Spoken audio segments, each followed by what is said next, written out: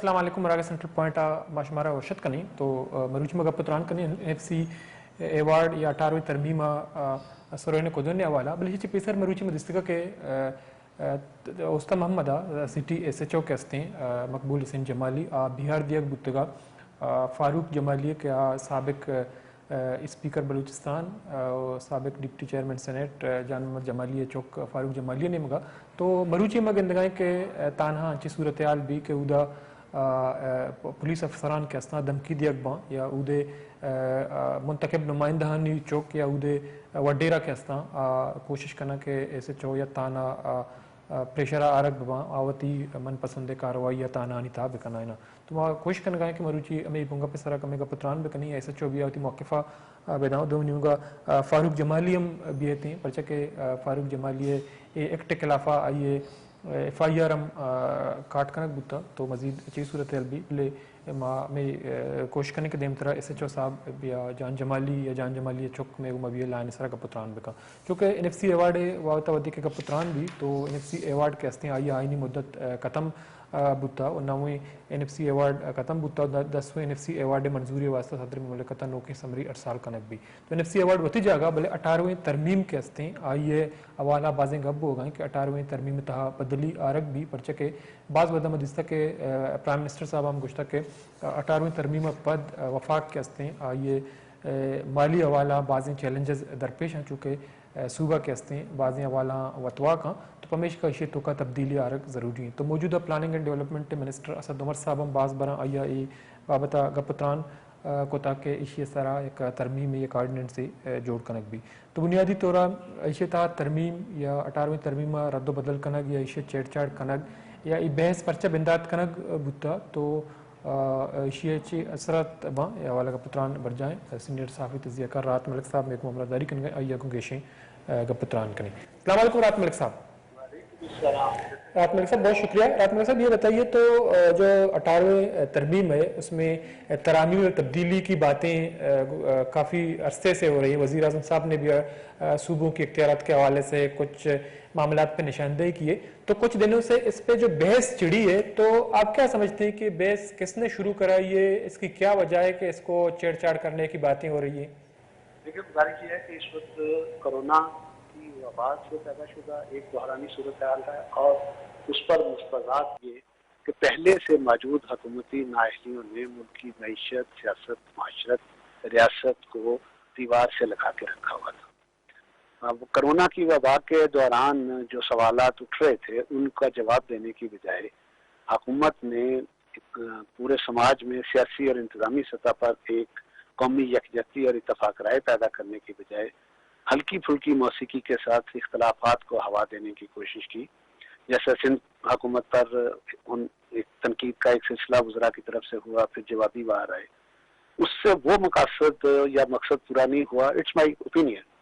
جو حکومت چاہتی تھی کہ جی مسائل سے عوام کی نگاہیں اوجل ہو جائیں, تو پھر اچانک 18ویں ترمیم کے نام پر ایک شوشہ چھوڑ دیا گیا کہ اس پہ ضرورت ہے ترمیم کی. اب یہاں دو سوال اٹھتے ہیں. ایک طرف تو حکومت لازمی طور پر بجٹ کے لیے اجلاس منعقد کرنے سے بھی گریزاں ہے, فزیکل اجلاس سے گریز کر رہی ہے صوبائی اسمبلیاں میں, اور حکومت نیب آرڈیننس پر بھی اجلاس فزیکل کرنے سے گریز کر رہی ہے. سوال یہ ہے کہ جی اگر 18ویں ترمیم کے لیے سب رضامند ہو جائیں, میں قیاس کر رہا ہوں, سب رضامند ہو جائیں جماعتیں کہ ہاں جی ٹھیک ہے ہم اس پر ری وزٹ کرنے کے لیے تیار ہیں, تو کیا حکومت قومی اسمبلی یا پارلیمنٹ کا اجلاس بلانے کے لیے تیار ہو جائے گی؟ اگر ایسا ہے تو اس کے وہ دلائل کہاں جائیں گے جو اس وقت تک وہ اجلاس نہ بلانے کے لیے پیش کر رہی ہے, مثلا سوشل ڈسٹنس قائم رکھنا, کرونا وبا سے بچنا وغیرہ وغیرہ دلائل, اور ان حالات میں اجلاس نہ کرنا. سوال یہ ہے کہ جی 18ویں ترمیم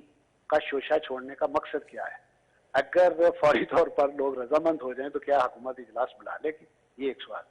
دوسرا میں یہ واضح کر دوں کہ میں اس پہ بہت وکل رہا ہوں. میرا خیال یہ ہے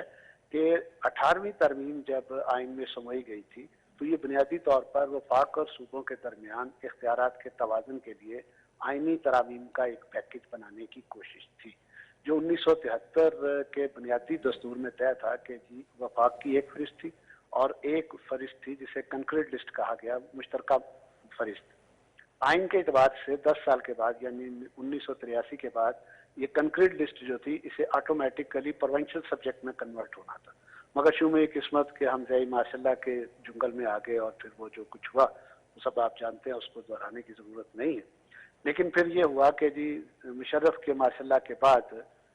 एक इत्तफाक राय कायम किया गया और उसमें 18वीं तरमीम सूबों और वफाक के हकूक़ को मुतवाज़न करने और उस खदशात और मुतालबात को तस्लीम करने या तक़वियत देने, तवज्जो देने, एड्रेस करने की कोशिश थी जो सूबों में पाए जाते थे और बड़ी शिद्दत के साथ उभर रहे थे। आप उसे कह सकते हैं कि जी मलिक साहब। जी, तो मैं ये अर्ज कर रहा था कि जी हुकूमत को मजबूर किया सूबों में, कम आबादी वाले सूबों में पाए जाने वाले तहफ़्फ़ुज़ात और एहसास महरूमी ने कि वो रियासत की चारों इकाइयों, वफाक की चारों इकाइयों को वफाकी सांचे में काबिल इत्मीनान ज़िंदगी मुहैया करने के लिए इक़दाम करें। इस मकसद के लिए 18वीं तरमीम जो दरअसल सूबाई खुद मुख्तारी की तरमीम थी उसका आगाज़ हुआ। बदकिस्मती से इस तरामीम के अमल में बेशुमार ऐसी चीज़ें भी 18वीं तरमीम का हिस्सा बन गई हैं जिससे बिलाशुबा आइन की शक्ल सूरत में इबहाम के कई पहलू पाए जाते हैं। लेकिन सवाल ये है कि अगर आप उन इबहामात को दूर करना चाहते हैं जो 18वीं तरमीम के नतीजे में पैदा हुए हैं, सूबाई और मरकजी हकूक़ के हवाले से नहीं दीगर हवालों से, तो फिर आप उस स्पेसिफिक क्लास का हवाला दें कि आइन में इस क्लास की तरमीम के नतीजे में वफाक को या मरकजी हुकूमत को काम करने में ये दिक्कत दरपेश है, लिहाजा इस पे असर नौ पार्लियामेंट गौर करे। तो ये एक बात बन जाती है, वो ऐसा नहीं करते। वो लेकिन राज मलिक साहब एक सवाल ये भी जो है तो मैं बात मुकम्मल कर जी जी, वो काला बाग डैम की तरह 18वीं तरमीम की इस्तेलाह इस्तेमाल करके इश्तियाल अंगेजी पैदा कर देते हैं और उससे पूरे बहरानी कैफियत की नोयत और कौमी मुबाहिसे का जो मंजरनामा है वो तब्दील हो जाता है। मैं समझता हूँ कि 18वीं तरमीम के हवाले से छोड़ा जाने वाला ये शोशा सिर्फ यही है कि जी लोग उस संजीदा सवालात की बजाय पर गौर करने की बजाय उन गैर हकीकी सवालात की तरफ तवज्जो दें जिनके होने का कोई फौरी तौर पर इम्कान नहीं। जी अब फरमाइए। मलिक साहब मेरा सवाल आपसे ये, जो 18वीं तरमीम है 2010 के बाद हमने देखा कि इसको मुत्तफ़िका तौर पर मंजूर कर दिया गया, लेकिन जो जमातें चाहे बलूचिस्तान या सिंध या पाकिस्तान पीपल्स पार्टी है, बलूचिस्तान की सियासी जमातें हैं KP के, तो उस पर जो है सख्त मुज़ाहमत कर रही हैं कि उस पर कोई छेड़छाड़ नहीं होनी चाहिए। लेकिन वो सियासी जमातें 18वीं तरमीम से गुज़श्ता 10 साल पे किस हद तक जो है इम्प्लीमेंटेशन करवाने में कामयाब हो गए। 18वीं तरमीम के तहत बलूचिस्तान को जो कुछ मिला है या सिंध और KP को जो कुछ मिला है वो अवाम तक उन्होंने पहुंचाया क्यों नहीं है, या उसमें हम इम्प्लीमेंटेशन करवाने में कामयाब क्यों नहीं हुए, लेकिन 18वीं तरमीम को छेड़ने के सख्त खिलाफ हैं। देखिए, गुजारिश ये है कि एक तो सलाहियत का फुकदान है। 18वीं तरमीम के बाद कायम होने वाली हेलो आवाज आ रही है मलिक साहब? 18वीं तरमीम के बाद कायम होने वाली सूबाई हुकूमतों में जो बैरूनी मुदाखलत का एक हमारा रवायती सिलसिला है उसकी वजह से सियासी बसीरत रखने वाले अफराद की कमी ग्रेजुअली आती चली गई है। आज उसमें मजीद इजाफा हो चुका है। एक बात। दूसरी बात यह है कि वफाक की इंतजामी ढांचा चूंकि शुरू दिन से ही सूबों के इख्तियारात के हवाले से मुखलस और संजीदा नहीं था, ब्यूरोक्रेसी के हल्के अपनी ताकत से दस्तबरदार होने के लिए तैयार नहीं थे, इसलिए उन्होंने इख्तियारात की मुंतकली सूबों को मुंतकली के दौरान मुख्तलिफ रुकावटें खड़ी की। इसीलिए रजा रबानी साहब की सरबराही में एक कमेटी बनी जो 18वीं तरमीम की इख्तियारात मुंतकली का जायजा लेती रहती थी। दूसरी सूरत ये बात यह है कि जी सूबों के अंदर बिलाशुबा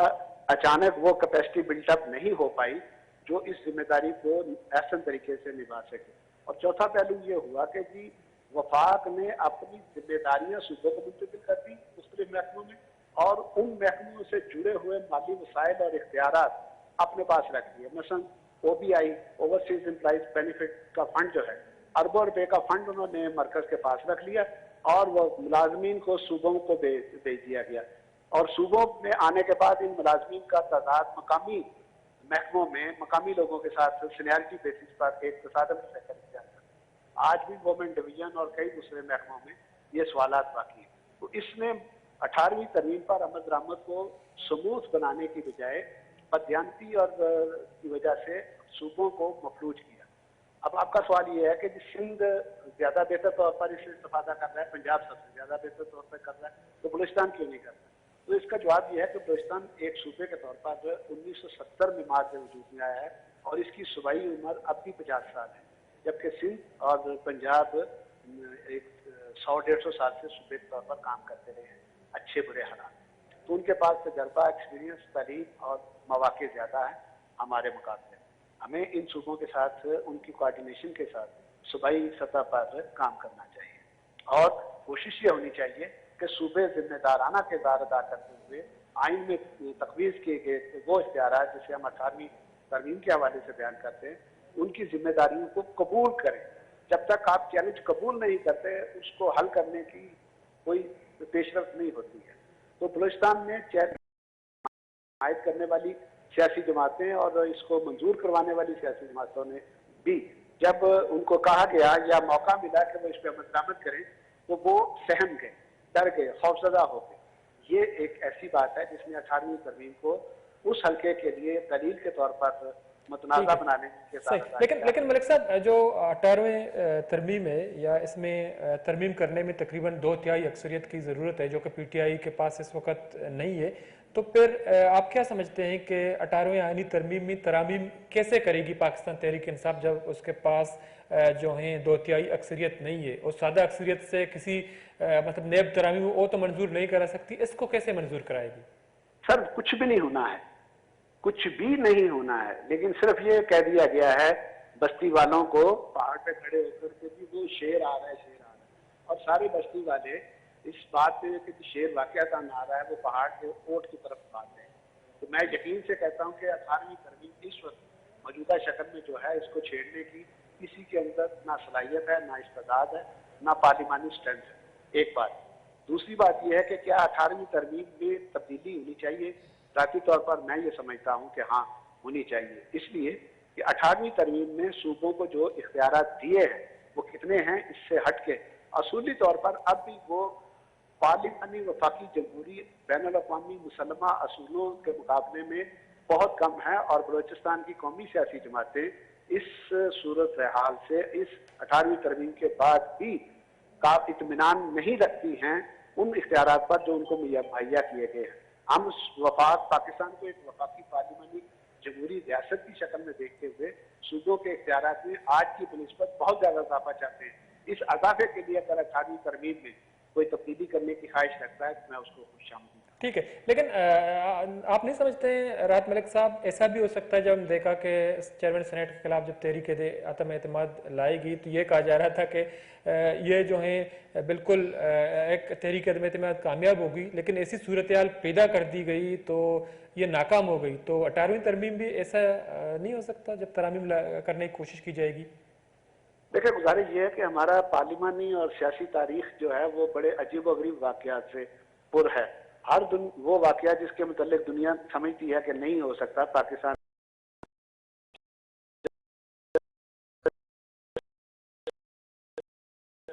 ریفرنس پیش کرتا ہوں کہ آرمی چیف کی مدت ملازمت کا تنازع نومبر میں کھڑا ہوا اور اس کے بعد پتہ چلا کہ جی آئین اور قانون میں سکم ہے،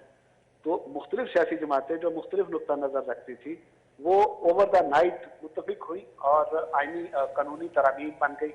نیا قانون بن گیا، نئے اختیارات بن گئے۔ تو یہ درست ہے کہ ہمارا ملک چونکہ جمہوری نام پر تو جمہوری ہے لیکن اس کی روایات کمزور ہے، تو طاقتور ادارے اگر کوئی کام کروانا چاہیں تو وہ مفلوج کمزور سیاسی جماعتوں پر دباؤ ڈال کے انہیں رضامند کر سکتے ہیں۔ بہت شکریہ راحت ملک صاحب، ٹائم نکال ہمارے پروگرام میں شریک رہے۔ مدر چارو کر راحت ملک صاحب کا پتران کنگا بریک کی ضرورت پتاش میں عظمت ساڑی بنگیشن کا پتران کنی۔